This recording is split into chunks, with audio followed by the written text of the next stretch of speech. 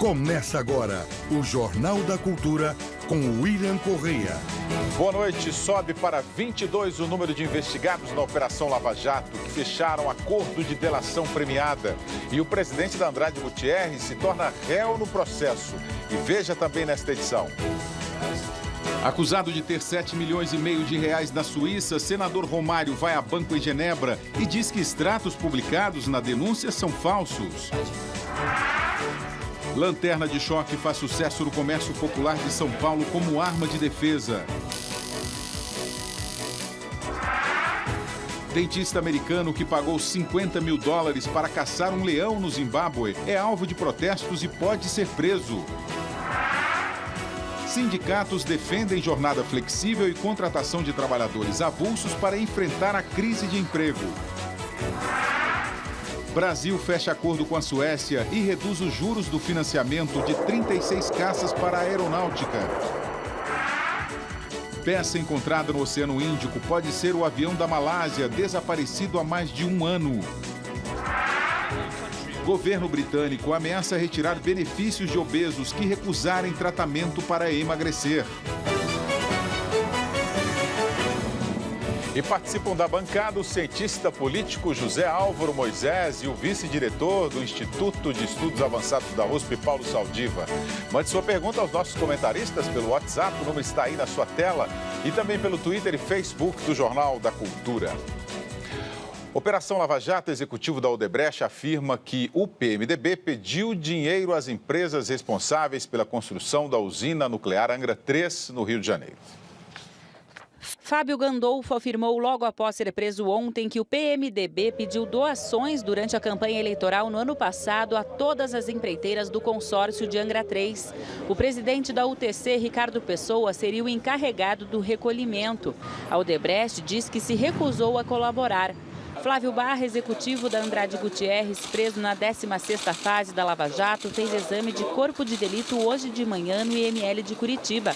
Otton Luiz Pinheiro da Silva, presidente licenciado da Eletronuclear, também preso ontem, é vice-almirante da Marinha e por isso dormiu neste quartel. Ele deve continuar em prisão militar. Em delação premiada, o ex-presidente da Camargo Correia, Dalton Avancini, afirmou que Otton Luiz recebeu R$4,5 milhões em propina da Andrade Gutierrez e da Engevix via empresas de fachada para favorecer as empreiteiras nas obras da usina nuclear de Angra 3, no Rio de Janeiro. Flávio Barra é acusado pelo Ministério Público de distribuir as propinas da Andrade Gutierrez. Otton Luiz e Flávio Barra devem amanhã passar por um interrogatório preliminar na Polícia Federal aqui em Curitiba.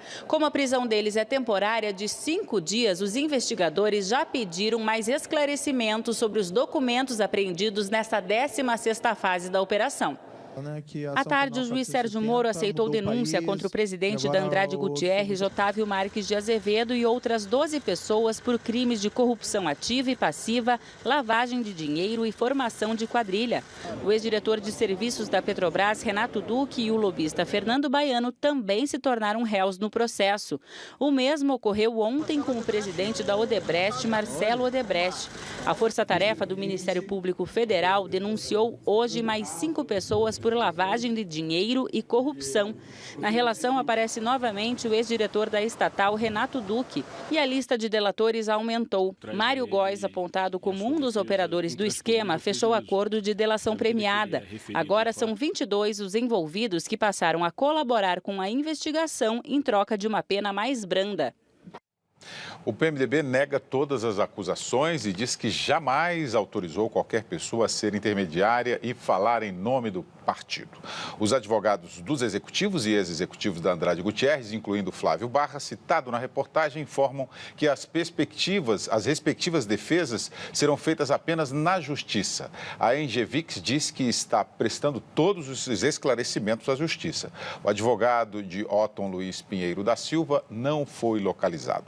Doutor Paulo Saldiva, boa noite. Parece que é a mesma notícia de ontem, né? 13 réus. É mais do mesmo, só tem uma diferença. O almirante Otton, ele é um cientista que contribuiu para algumas coisas importantes no país. Ele foi responsável pelo desenvolvimento do programa nuclear brasileiro.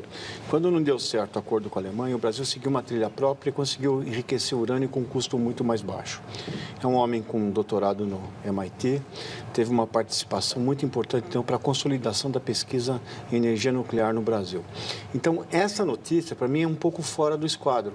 Porque nós estamos, quando você fala de políticos, quando você fala dessa relação aparentemente promíscua entre empreiteiros e políticos, a gente consegue entender uma lógica nisso.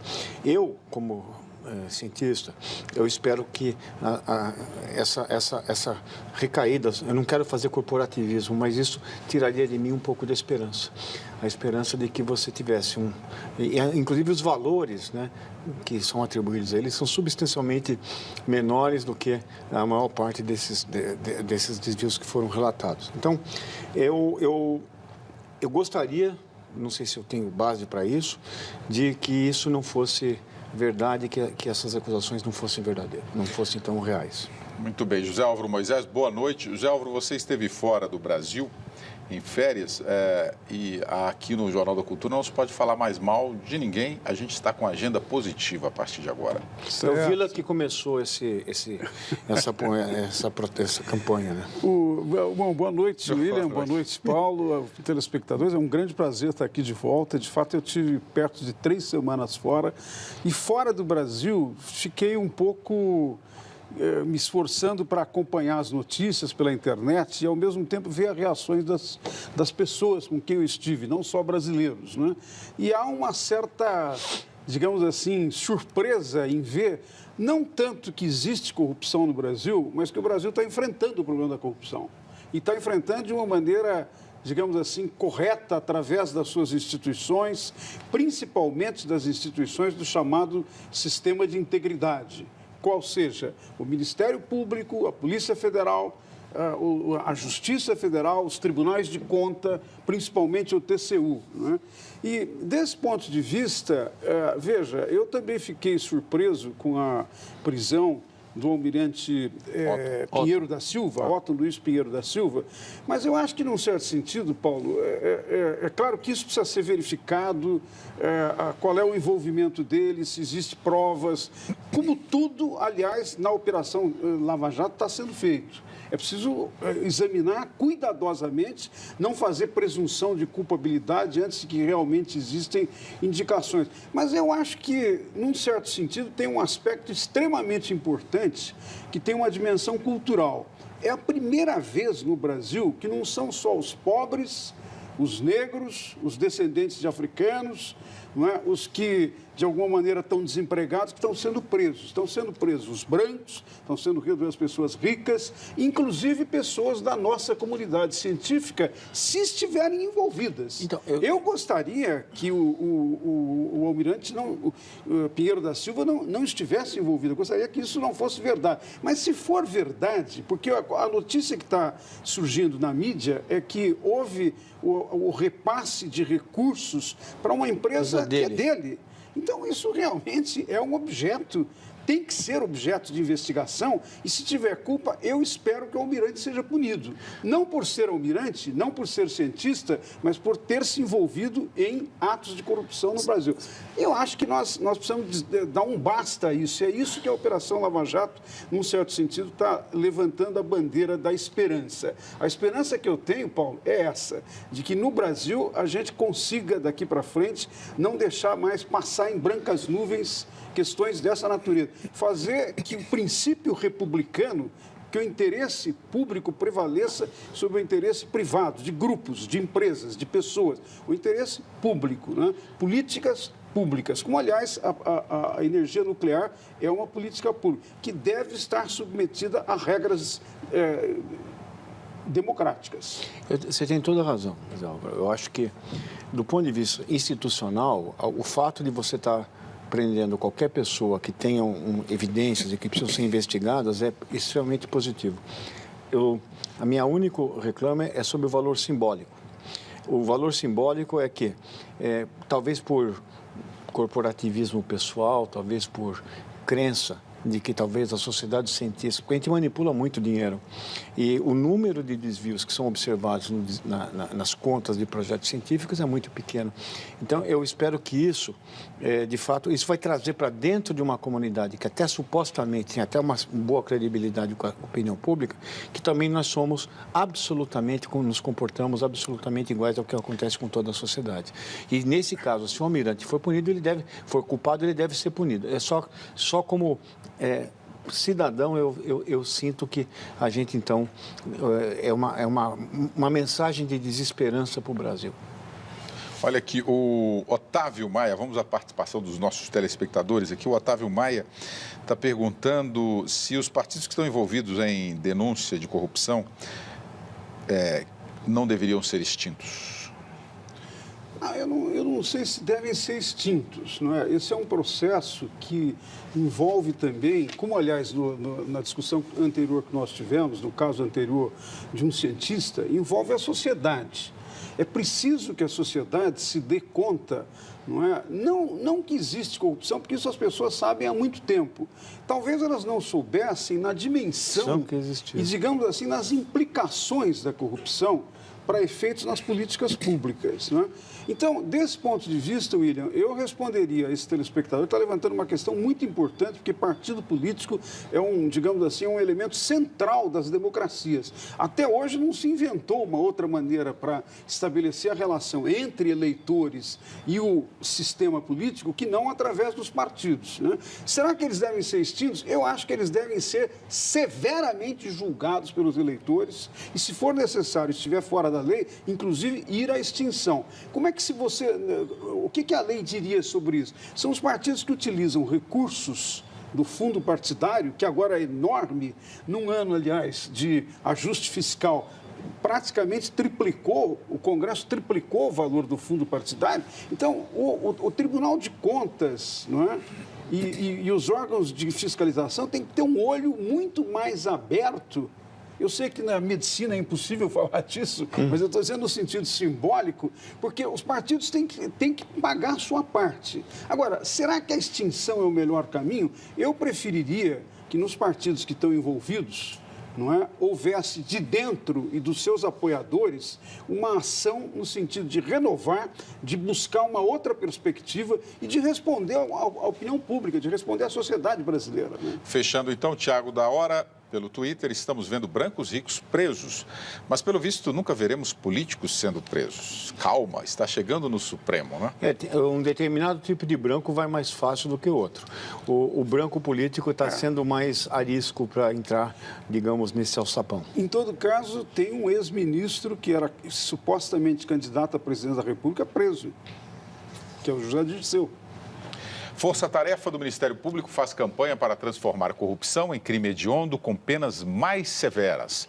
Um passo importante é explicar à população as consequências do desvio de dinheiro público.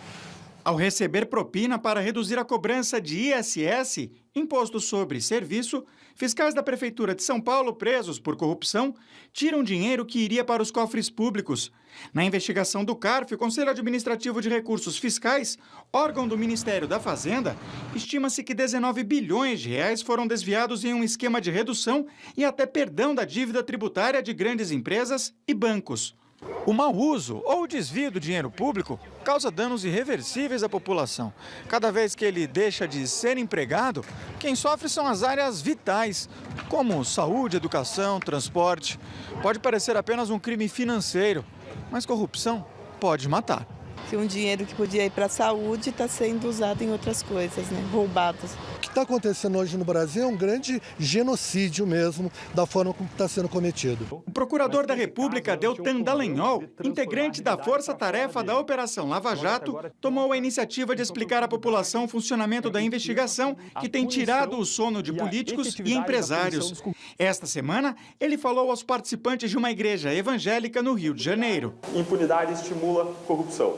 Dallagnol integra um movimento do Ministério Público Federal que recolhe assinaturas para apresentar 10 medidas contra a corrupção no Congresso Nacional. Entre elas, a tipificação do crime como hediondo e aumento da pena, que atualmente vai de 2 a no máximo 12 anos. Precisamos mudar a legislação para garantir que esses criminosos sejam presos, permaneçam por mais tempo na cadeia e devolvam o dinheiro que desviaram da saúde, segurança e educação. Esse promotor estadual concorda com as mudanças, mas ressalta que não adianta apenas modificar as leis. Entre o fato praticado e a condenação, o período, obviamente, respeitado a ampla defesa e o contraditório, tem que ser muito próximo, porque senão a sociedade não vai conseguir interpretar isso e vai entender como sendo uma impunidade. O grande problema da corrupção no Brasil é a impunidade? É a pena branda? É a dificuldade em processá-los? É a quantidade de recursos? O que é? A justiça? Eu vejo dois aspectos. Primeiro, ainda temos problemas na legislação que faz com que, digamos assim, esta fábrica de recursos leve os processos a se transformarem não em 2, 3 anos, mas às vezes em 10 anos, como foi no caso do Mensalão, e tem outros processos de outros políticos no Brasil que são mais de 20 anos. Né? Então, isso precisa ser enfrentado. E eu acho que o procurador Dallagnol e a sua equipe, que estão propondo mudanças na lei, ele escreveu um artigo no Estado de São Paulo defendendo isso, eu acho que estão apontando para uma coisa extremamente importante. Nesse processo de enfrentamento da corrupção, é preciso investigar, quando for o caso, denunciar, fazer o programa, mas é também preciso duas coisas: mudar a legislação para punir melhor, para que a punição seja mais eficiente e, ao mesmo tempo, mudar a cultura de leniência com a corrupção que existe no Brasil. Você veja, William, eu acho muito exemplar esse trabalho que agora o Ministério Público está fazendo de trazer o debate para a sociedade, porque às vezes eu vejo, não é, as pessoas reagirem em relação à Operação Lava Jato como se isso fosse uma coisa extraordinária que não devesse ter o rigor que o juiz Sérgio Moro está tendo. Quer dizer, as pessoas não percebem que isso faz parte da lei, faz parte da Constituição, que se nós quisermos transformar o Brasil num país transparente, claro, que enfrenta os problemas, nós temos que passar por isso. Não porque as pessoas escolhem. Eu não acredito que o juiz Sérgio Moro esteja escolhendo mandar prender ou eventualmente condenar essas pessoas. Não é uma escolha pessoal. Isso é uma derivação, uma decorrência de que leis existem para fazer a punição acontecer, mas nem sempre elas foram devidamente usadas e algumas delas dificultam o processo. Por exemplo, aquelas que permitem um longo processo de recurso. Eu não estou falando que nós devemos quebrar o princípio da presunção de inocência, não é isso. Mas se você tem recurso que permite que um caso se transforme em 10, 15 anos, é evidente que a população não vai acreditar na justiça. Aqui pelo Facebook, a Sônia Ronrick, corrupção mata, deseduca, destrói. O Adriano Monteiro também pelo Facebook, para acabar com a corrupção não teria que acabar com foro privilegiado, imunidade parlamentar? Afinal, o exemplo vem de cima, certo, senhores?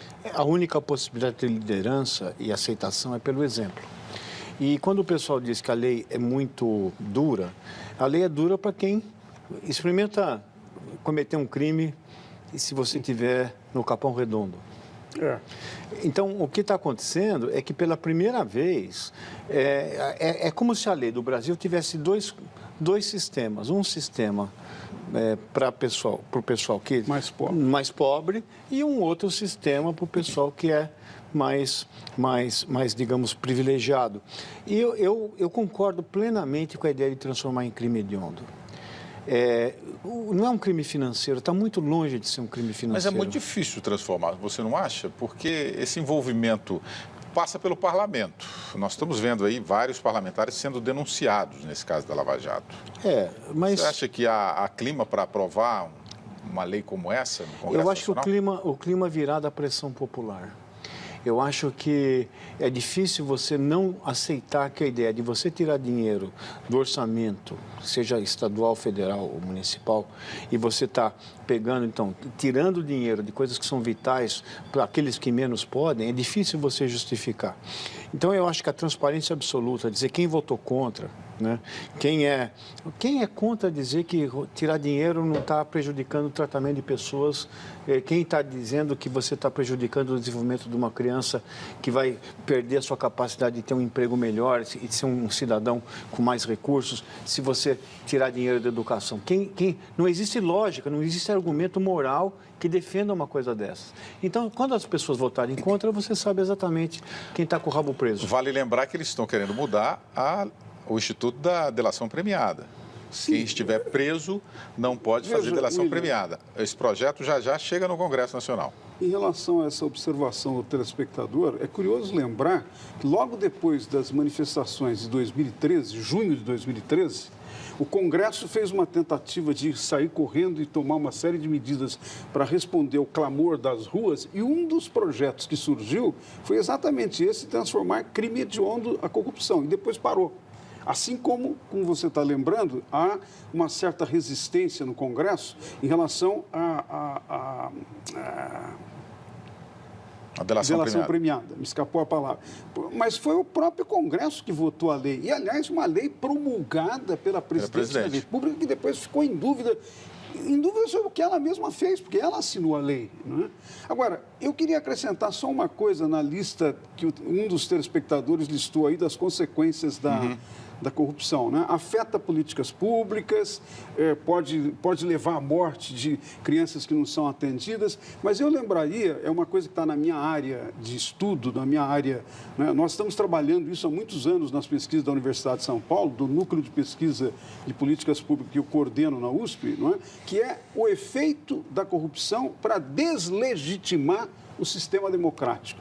Se as pessoas acreditam que são todos impunes, não existe mais igualdade perante a lei, alguns são mais iguais do que outros perante a lei, cai a ideia de que a democracia é o sistema da igualdade, do respeito, da transparência e de resposta ao interesse público. Então, a corrupção tem além das outras consequências indicadas, ela tem esse efeito disruptivo sobre a democracia. E o senador Romário viajou até a Suíça para tentar rebater a reportagem da revista Veja do fim de semana, que o acusa de ter uma conta corrente não declarada em Genebra. Hoje, Romário mandou uma mensagem através de rede social. O banco, segundo ele, confirmou que os extratos da suposta conta com 7,5 milhões de reais são falsos. E o ex-jogador partiu para o contra-ataque. Veja na frase do dia.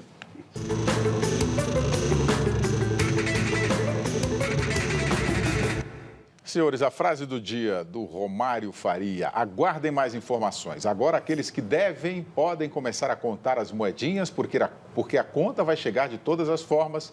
Eu não finjo ser decente, não faço de conta ser sério e pareço ser correto. Eu sou Romário. Então... Não, acho que o Romário está indo por um caminho muito correto, muito claro. Ele tem tido uma atuação em vários sentidos, a meu juízo, pelo menos, como senador, não é? Que é muito construtivo, mas agora, nessa questão, ele fez uma coisa absolutamente correta, fez uma acusação, ele foi buscar a informação, não é apenas uma declaração dizer, não, nós estamos colaborando com as investigações e não temos nada a ver com isso. Não, ele foi buscar uma prova que demonstra que ele não está envolvido. É evidente que isso também tem que passar, William, pelos organismos de controle e de fiscalização. Isso é uma questão que segue as regras da lei. Mas eu queria cumprimentar o Romário por essa atitude, pelo que ele está propondo através dessa acusação falsa de que ele recebeu. O Romário, para mim, entra na mesma categoria do comentário que eu fiz para o Almirante. Eu torço para que não seja verdade. Porque no momento que você vai perdendo algumas pessoas que você valoriza, você também vai desacreditando no progresso do Brasil. Agora, tem uma coisa importante. Se uma revista coloca um extrato falso, eu acho que isso também mostra que tem que ter um pouquinho mais de responsabilidade antes de você provocar um dano. Quer dizer, se o Romário tiver errado, né? Tem que processar. Tem que processar. Mas o estrago é muito grande, porque você geralmente não consegue ter o mesmo nível de resposta depois que você foi acusado de corrupto. A revista Veja informou que não vai se pronunciar sobre as declarações do senador Romário. A seguir, cotação do dólar cai depois de 5 altas seguidas e comércio quer jornadas flexíveis e funcionário extra para trabalhar apenas 3 dias por semana.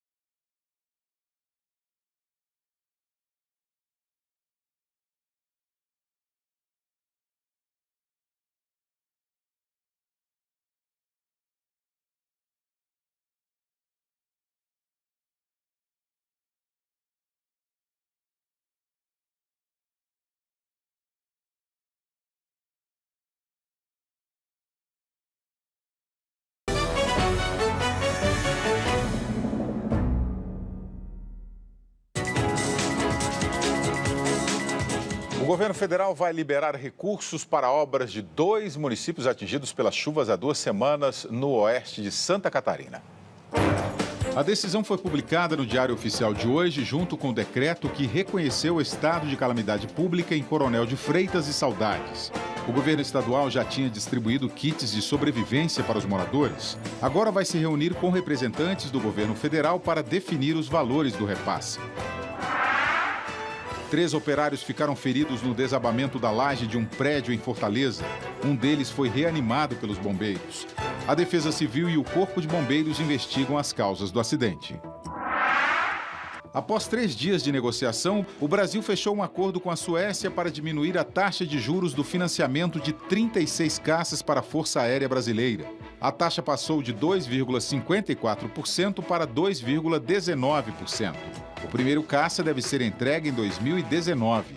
O acordo estabelece ainda a transferência de tecnologia para a indústria do Brasil e a capacitação de pilotos e mecânicos. Saldiva, você estava falando aqui nos bastidores em relação a essas enchentes em Santa Catarina, que eles agiram rapidamente para evitar epidemias, é isso? Isso. O Santa Catarina sofreu alguns anos com enchentes muito importantes no Vale do Rio Itajaí. E a tragédia teve lições e foram positivas. Nesse caso, houve inundações importantes e a Defesa Civil de Santa Catarina soube, digamos, preservar a saúde das pessoas, evitar a mortalidade e tomou medidas adequadas. Então, acho que isso é uma coisa que vai ter que acontecer cada vez mais nessas regiões, principalmente porque a tendência do clima é que a gente tenha estagnação de massa de ar no centro do Brasil. Então, aquela chuva que devia se distribuir por todo o território nacional ficou parada em cima do Rio Grande do Sul, do Paraná e da Santa Catarina. E também ficou parada no Amazonas. Portanto, choveu pouco no meio e muito nas pontas. Não, esse é um exemplo interessante de coisas positivas. Você está dizendo que nós estamos na onda aqui de não só criticar, acho que tem que ser reconhecido. E o Paulo lembrou uma coisa importante. Esse é um estado que sofreu calamidade muito severa e está aprendendo com a experiência. Eu acho que nós poderíamos levar essa experiência para outros estados, outras regiões do país em que ocorrem, como nós sabemos, todo início de ano, enchentes, tem desabamentos, tem deslocamentos. Na Bahia, e as pessoas morrem, né? Então, houve diferença, houve intensidade de chuva semelhante, né, em Santa Catarina da Bahia, e a Bahia, por ser o primeiro episódio desse tipo, ou pelo menos mais recente, não tinha tido a lição da tragédia anterior, né? Melhorou, por exemplo, na Serra Fluminense, que choveu, houve deslizamento de terra e hoje a gente conseguiu ter menos evidências de dano. Moisés, estou falando dessa questão da agenda positiva. É porque o humor do brasileiro está piorando a cada dia, porque a gente não encontra nenhuma notícia que dê para você levantar o seu astral diante de uma crise que estamos passando. É por isso que eu estou brincando sempre aqui, para ver se a gente consegue motivar os brasileiros para seguirmos em frente, né? Fluoxetina então, na cantareira. Então, William, mas eu acho que uma coisa importante nesse momento, essas questões que envolvem a corrupção tão centrais, ganharam uma centralidade tão grande. A democracia não deveria ser assim. O sistema político tem muito mais coisa para fazer, como é no caso da saúde, da educação, problemas para enfrentar. Mas eu acho que todos nós e a população, e eu espero que os telespectadores reconheçam que nós não estamos mais naquele estágio em que desvios dessa natureza não são tratados pela sociedade. Nós estamos enfrentando o problema. É difícil. Na crise, às vezes, você sofre, mas enfrentar o problema tem um conteúdo extremamente positivo, porque também envolve um elemento de mudança da cultura. Nós sabermos que nós podemos dar certo. O país tem leis, tem instituições, estão funcionando e pode dar certo. Eu acho que esse é o ponto positivo que eu quero chamar a atenção hoje. Muito bem. Com a taxa de desemprego de 7,9%, a pior desde 2012, o setor varejista quer mudar a lei trabalhista e assim evitar mais demissões. Um sorriso para atender bem as clientes. O anúncio na vitrine ajuda a seduzir. São os últimos dias da liquidação. Mas está difícil convencer a clientela. O jeito foi reduzir o número de funcionários. Gabriele é gerente, mas agora faz um pouco de tudo. Eu já estou com o quadro reduzido, mais que isso eu não posso ficar. Por mês, uma média de 12 mil comerciários são dispensados no país. O setor diz que mudar a legislação trabalhista pode estancar as demissões. O texto de 1943 estabelece que o expediente em qualquer atividade não pode ultrapassar 8 horas diárias, desde que não seja fixado expressamente outro limite. Essa jornada pode ser estendida em 2 horas mediante acordo entre empregador e empregado. O horário atende à indústria, por exemplo, mas é um problema para o comércio que tem um fluxo diferente de clientes dependendo do horário e do dia da semana. A proposta de alteração está sendo debatida com o governo federal. A ideia é permitir que o funcionário tenha mais folgas ou chegue a trabalhar 3, 4 vezes por semana, dependendo da demanda e do movimento do local de trabalho. Tudo isso para manter o vínculo empregatício do funcionário e evitar mais demissões no setor. Para a Associação Comercial de São Paulo, é necessário um entendimento entre empregadores e sindicatos de que a crise se consolida quando há desemprego, o que já é uma realidade. Até quando você faz reduz a carga horária, há mais tempo de pensar no que eu posso fazer, onde eu posso buscar recursos. E eu acho que o país ganha e as famílias ganham também. E as empresas não perdem. Após revisar a perspectiva de nota do Brasil, a agência de classificação de risco, Standard & Poor's, mudou também o viés de 11 instituições financeiras e de 30 empresas brasileiras, entre elas a Ambev, Votorantim, Comgás e NET. A revisão da perspectiva indica que elas podem ser rebaixadas caso o grau de investimento do país também seja. A medida não afetou o dólar. Após 5 altas seguidas, a moeda norte-americana terminou o dia em baixa, recuou 1,18% e fechou valendo R$ 3,32. Uma lanterna que emite descargas elétricas está à venda nas ruas de várias cidades do país. O modelo importado da China está sendo usado como arma por pessoas que querem se defender de ladrões. Aquela que dá choque você tem, não? Com a câmera escondida, é fácil flagrar a venda das lanternas de choque na Rua Santa Efigênia, no centro de São Paulo, especializada em eletroeletrônicos. Com a câmera à mostra, os vendedores se recusam a falar sobre o produto, que tem sido bastante procurado.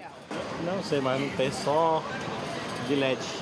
Eu acho válido, porque infelizmente a gente está vivendo uma época muito violenta. Eu acho que não dá certo, né? Eu não, sei lá, não gosto. Nosso povo ele não tem essa filosofia de autodefesa da forma tão preparada como às vezes outras culturas permitem, né? A lanterna de choque não faz parte da relação de equipamentos controlados pelas Forças Armadas, porque ela não lança dardos, como uma arma taser, por exemplo. O choque que ela emite é pelo contato. Nós conseguimos comprar a lanterna de choque e descobrimos que testes feitos em laboratório já comprovaram, de fato, qual a potência do equipamento e os danos que ele pode causar. Esse professor de engenharia elétrica ficou surpreso com as informações erradas no manual do equipamento. Que aqui está dizendo uma potência de saída de 1 milhão de volts, num equipamento tão singelo assim. Itaipu tem 700 mil volts. É o máximo que a gente conhece assim. Então, 1 milhão de volts nessa seria um milagre, né? A finalidade dela, que é paralisar alguém, com certeza. Às vezes tem gente que usa, só que é bobagem, não adianta não. Um ladrão nunca está sozinho. Aí reage e... Saldiva, vamos lá, vamos explicar. Essa lanterna que emite choque, pode matar? Pode, se você deixar grudada numa pessoa, você pode ter uma arritmia fatal. E, aliás, é o caso típico do que aconteceu na Austrália com um equipamento parecido com esse. Agora, o que me chama a atenção é que você usa uma arma. Isso é uma arma paralisante. Ele mostra duas coisas. Primeiro, a desconfiança do cidadão com o aparato de segurança pública. Cada um está se virando, em vez de ter uma tropa de choque, cada um tem a sua tropa de choque dentro da bolsa, que é uma tropa que te dá um choque nas pessoas que você quer. Segundo, você vai resolver qualquer relação, qualquer discussão nesse tipo de coisa. E é interessante que isso seja vendido sem o menor controle. Portanto, eu diria que nós estamos voltando para o faroeste, só que em vez de você ter bala, você vai ter volt. E isso acho que tem que ser coibido e colocado de uma forma bastante clara, porque inclusive a própria informação é fajuta. Moisés, a Regina Cervenca aqui pelo Facebook, logo essa lanterna de choque vai estar nas mãos de estudantes dentro das escolas. O que seria gravíssimo, que seria realmente uma situação dramática. Mas eu acho que o Paulo tocou no ponto mais importante, né? Se nós formos caminhar cada vez mais para a ideia de defesa, cada indivíduo fazer a defesa, ter mais armas, né, ampliar o armamento ou, eventualmente, justiça pelas próprias mãos, essa ideia que retira a responsabilidade do Estado e faz o cidadão desacreditar nas possibilidades de uma vida pacífica, organizada, tranquila, eu acho que não é boa. E desse ponto de vista, todos esses elementos dessa lanterna que provoca esse choque, que pode matar, é negativo. Inclusive, o número de linchamentos no Brasil vem aumentando. Vem aumentando exatamente pela dificuldade de você acreditar no sistema de segurança pública. Aliás, é difícil de acreditar no sistema de segurança pública do Brasil. Então, é por isso que eu mencionei a coisa da justiça pelas próprias mãos. Mas eu acho que você tem razão, de novo, no seguinte: isso tem que nos levar a cobrar mais do Estado de uma polícia mais preparada, segurança, né? mais preparada, com mais inteligência, mais qualificada. E eu acrescentaria, policiais têm que ganhar bem, William. A ideia de policial ganha muito mal é evidentemente um incentivo para que o crime organizado venha capturar o policial, dar a ele o que o Estado não dá e ele se associa com o crime organizado. Então, o policial, além de ser preparada, qualificada, preparada para entender, inclusive, a democracia, que é muito conflituosa, né? Mas tem que ganhar bem, na minha opinião, o que não é a realidade do nosso país, infelizmente. O Enio Torres Granel pelo Twitter: a lanterna ilumina a escuridão da segurança pública. O Pedro Arruda Arruda está fazendo uma pergunta aqui. O cidadão não tem direito de se defender? Ele tem. O problema, mas você não vai vender uma coisa que dá choque, paralisa, sem controle. Veja, a ideia, o que a Regina Cervenka colocou foi exatamente isso. O que impede de você ter um grupo de sai o bullying e entra o choque? Como é que você vai deixar isso vendido sem qualquer coisa na mão de gente que se associa? Então, eu acho que o direito de defesa do cidadão existe regra para isso, existe lei. O Brasil não é desprovido de leis para isso. Então, você tem que legislar sobre quem pode usar, que condições, quais são as consequências do uso inadvertido. Uma coisa que você pode vender em qualquer camelô, qualquer coisinha desse tipo, o que acontece se você der um choque a alguém morrer? O que vai acontecer? Então, não tem nem penalidade para isso. Eu gosto sempre de pensar na comparação, né, para nos ajudar a esclarecer situações como essa.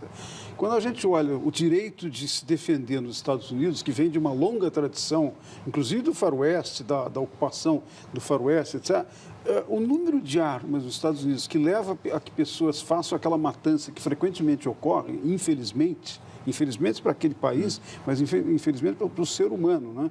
Eu acho que deve nos levar a pensar que esse não é um bom caminho, armar individualmente, exacerbar o direito individual de se defender. O Estado tem que dar essas condições e tem que melhorar essas condições. A seguir, mais um imigrante morre tentando atravessar o túnel sob o Canal da Mancha, entre a França e a Inglaterra. E quem paga uma fortuna para ter o prazer de matar animais selvagens?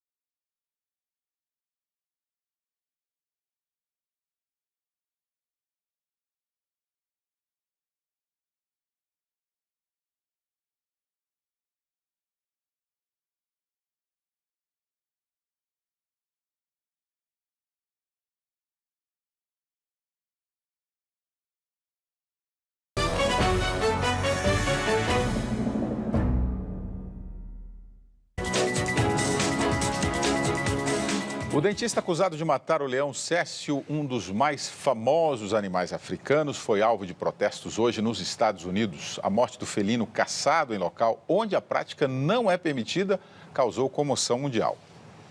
Walter James Palmer, um dentista de Minnesota, Estados Unidos, foi identificado como o homem que matou o leão Cecil, no Zimbábue. Para caçar o animal, o dentista pagou mais de $50 mil a 2 guias. Os homens foram acusados de caça ilegal e presos preventivamente. Palmer, que não está mais no país africano, também foi acusado de caçar sem licença. Cecil era símbolo da conservação e de uma atração turística africana. No dia 1º de julho, ele foi atraído para fora do Parque Nacional de Ruange, uma área protegida, e foi alvejado por arco e flecha. O felino tinha um colar GPS como parte de uma pesquisa da Universidade de Oxford, que permitia mapear sua movimentação. Os caçadores tentaram destruir o aparelho. O dentista disse não saber que se tratava de uma prática ilegal, já que havia contratado guias profissionais. Em 2006, Palmer viveu situação similar em Wisconsin. Ele foi condenado a pagar uma multa de $3.000 por ter matado um urso negro em local não autorizado. Hoje, o prédio onde funcionava o consultório dele nos Estados Unidos foi alvo de protesto. Bichos de pelúcia foram deixados na entrada com a mensagem "Você é um covarde e assassino". Em 2012, o ex-rei da Espanha, Juan Carlos I, também tornou-se alvo de críticas por ter participado de uma caçada de elefantes em Botsuana, na África. No país, a prática é legal. Aqui no Brasil, em 2011, uma operação da Polícia Federal revelou a existência de safaris ilegais no Pantanal e no Mato Grosso do Sul para caçar onças e outros animais em extinção. Os caçadores se reuniam em uma fazenda que pertencia a Beatriz Rondon, sobrinha neta do Marechal Rondon. Ela foi multada pelo IBAMA em R$220 mil. Chegou a ser presa, mas foi solta ao pagar fiança de R$27 mil. Para esse psicólogo, quem pratica a caça quer se mostrar superior. Vamos assinalar o caráter moral da covardia, porque é claro que ele só faz isto partindo de uma posição de superioridade, em termos de emboscada. É isso, Saulo, tiver sensação de poder que leva essas pessoas a praticarem esse tipo de selvageria? Eu estou pensando aqui, procurando controlar o que eu tenho que dizer para caber dentro dos limites para ver se dá para falar numa televisão, do decoro, né, jornalístico. O que faz um indivíduo que é profissional de saúde atravessar um continente? Como ele já tinha sido punido por matar no seu país, ele falou: eu vou num lugar onde não existe lei, eu vou aproveitar a pobreza, vou colocar um dinheiro na mão dessas pessoas e eu vou exercer uma virilidade que eu não consigo praticar no lugar certo, né? Então, na falta do Viagra, ele troca por chumbo. Então, essa é uma situação que mostra um desvio de caráter e de personalidade. Esse indivíduo, ele tem um desvio de conduta importante, e só que, para azar dele, ele pegou um símbolo, né? Então, eu acho que ele vai ter o seu castigo, não por prisão, porque ele vai escapar disso, ele está num outro continente, ele não vai ser extraditado, ele não vai receber por nada, mas ele deve ter uma queda na sua clientela e deve ficar um pouquinho menos viril nesse sentido também. O Demirval Silva está dizendo aqui, mas ninguém fiscaliza práticas imbecis como essa? Fiscaliza, mas é muito pouco, né? Na África, não. Tanto que ele foi no Brasil, né? Eu acho que mesmo, Paulo, eu acho que mesmo em Zimbábue, onde ocorreu esse fato, é contra a lei, porque o leão estava numa área e era um símbolo turístico, etc., de atração, porque ele era parte de uma política de proteção. Eu acho que essa questão, pelo menos como eu vejo, ela suscita uma questão extremamente importante. Quer dizer, nós, os seres humanos, somos parte da natureza, não somos? Uhum. Esse fato, e isso remete, como aliás a reportagem mostrou, lembrando a participação do rei da Espanha, do ex-rei da Espanha na caçada de um elefante, né? Remete para a questão, o que nós estamos fazendo com a natureza da qual nós fazemos parte? Não é apenas, que evidente é muito importante, a questão do meio ambiente e da preservação do meio ambiente. Mas, além disso, não é, caçadas, existem ainda em muitos países, caçadas de animais selvagens que, em alguns casos, estão em extinção. Existem em muitos países, inclusive no Brasil.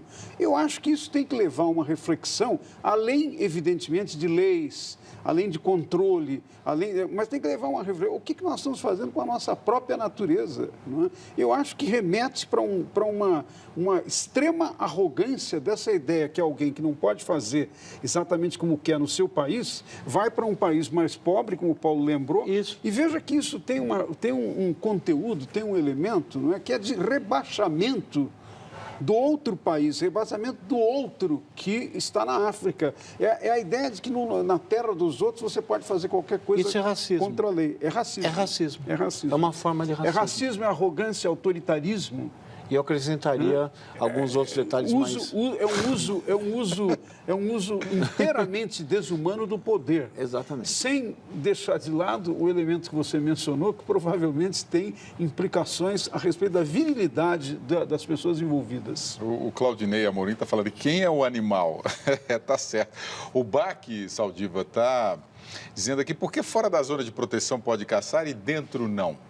Pois não compreendo. Está tudo errado nessa história, está tudo de cabeça para baixo. Quer dizer, a gente está tentando explicar, racionalizar uma coisa que é uma absoluta imbecilidade. Você pode lidar com várias coisas, você pode lidar com má fé, com desonestidade, mas você não pode lidar com burrice e imbecilidade, porque o imbecil, ele age de forma completamente imprevista. E esse é o exemplo clássico do imbecil. Talvez esse senhor... vou parar por aí. É imbecil em que um contexto qualifica, né? Isso. O contexto vai... Não, caçar é um ato viril. É um ato viril. Então, esse contexto precisa ser questionado. Exatamente. Em Minas Gerais, pesquisadores desenvolveram uma pomada a partir do veneno da abelha para o tratamento de artrite. Rosângela tem artrite reumatoide há 5 anos. A escritora deixou de fazer coisas simples do dia a dia, como carregar uma sacola por causa das dores constantes. As mãos, os dedos, né, por causa desses nódulos, eu tenho sempre cãibra. A artrite reumatoide é uma doença que afeta as articulações, principalmente das mãos e dos pés, e provoca um inchaço que pode levar à deformidade. Como é uma doença crônica, o tratamento da artrite reumatoide não pode ser interrompido. Geralmente, ele é feito com corticoides, anti-inflamatórios ou até com a infusão de agentes biológicos, resultando em altos custos para o SUS ou para os pacientes. Pesquisadores da Fundação Ezequiel Dias, em Minas Gerais, desenvolveram uma pomada a partir do veneno da abelha, com ação analgésica e anti-inflamatória para o tratamento da artrite. O veneno da abelha já é usado há 3.000 anos em países asiáticos, como tratamento de traumas, tendinites e inflamações comuns. O diferencial do projeto brasileiro é que os cientistas fracionam o veneno da abelha, retirando assim os componentes alérgicos. Esse medicamento contém uma grande porção de melitina e que, na verdade, essa substância, quando ingerida ou de uso tópico, ela ajuda o organismo em casos de inflamação, dor e induz o organismo da gente a produzir catecolaminas, que são corticoides naturais. Os testes feitos em animais tiveram bons resultados. Agora faltam os testes em humanos, para depois o medicamento chegar ao mercado. Saldiva. Bom, venenos animais têm sido amplamente utilizados, são muito potentes e têm várias substâncias e o fracionamento permite separar e isolar componentes ativos, chamados ativos. Só quero lembrar uma história. O antihipertensivo mais usado no mundo, o captopril, a enzima conversora de angiotensina, ela foi criada a partir da observação que indivíduos que tinham picada de cobra desenvolviam hipotensão. Isso foi feito por um pesquisador, o professor Sérgio Henrique Ferreira, e ele levou esse experimento para a Inglaterra e trabalhou com um inglês e um outro professor de um laboratório inglês. Os dois ganharam o prêmio Nobel e ele ficou de fora. Então, isso mostra que a gente ainda tem um potencial muito grande, porque você não fica indiferente a um veneno, ele provoca efeitos biológicos. Então, a sabedoria é isolar o que nos serve e dele fazer uma medicação e depois até sintetizá-lo artificialmente. Agora o Alberto Araújo aqui está perguntando, na verdade ele faz uma afirmação, pena que deve demorar muitos anos para chegar às farmácias. E demora? Demora. Demora o quê? Entre você fazer um estudo que é chamado pré-clínico, que foi feito com animais, até você fazer um estudo clínico, obter a aprovação, você vai demorar em torno de 5 a 6 anos. No Brasil é um pouco mais lento do que na média do mundo. Confirmada a morte do líder supremo do Talibã, a milícia fundamentalista islâmica que age no Afeganistão e Paquistão.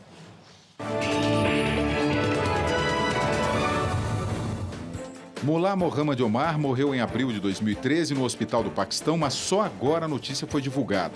O governo do Afeganistão confirmou.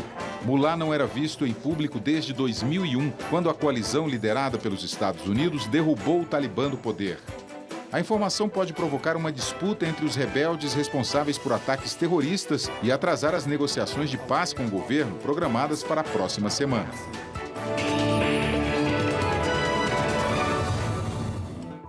A chanceler da União Europeia chegou hoje ao Irã e disse que o acordo nuclear pode abrir caminho para uma maior cooperação entre o Ocidente e a República Islâmica. O governo dos ayatolás prometeu cumprir todos os termos do acordo.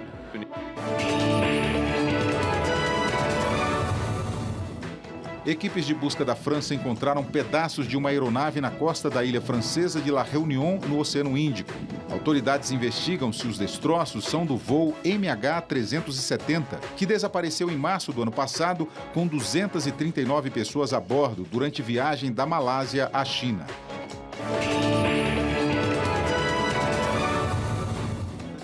A França aumentou a fiscalização no Canal da Mancha depois da morte de um imigrante sudanês. Só nos últimos 3 dias, 2.000 pessoas tentaram atravessar ilegalmente a passagem que liga a França à Inglaterra. O governo de Londres anunciou a construção de uma cerca na região e o reforço no policiamento. Os imigrantes buscam melhores condições de vida e oportunidades de trabalho na Inglaterra. Moisés. William, 2 questões, né? Uma positiva, que eu acho que é o acordo entre os países do Ocidente e o Irã em torno do projeto nuclear. Acho que esse é um ponto que mostra que a diplomacia, quando levada com racionalidade, com respeito às diferenças e com negociação, principalmente com negociação, pode ter resultados extremamente positivos para o mundo inteiro. Não é? Como nesse caso. Não é? Agora, a notícia de que os ingleses, né, o primeiro-ministro da Inglaterra mandou construir uma cerca para evitar que os imigrantes cheguem através do Canal da Mancha, eu acho que é uma coisa negativa, porque significa o seguinte, né?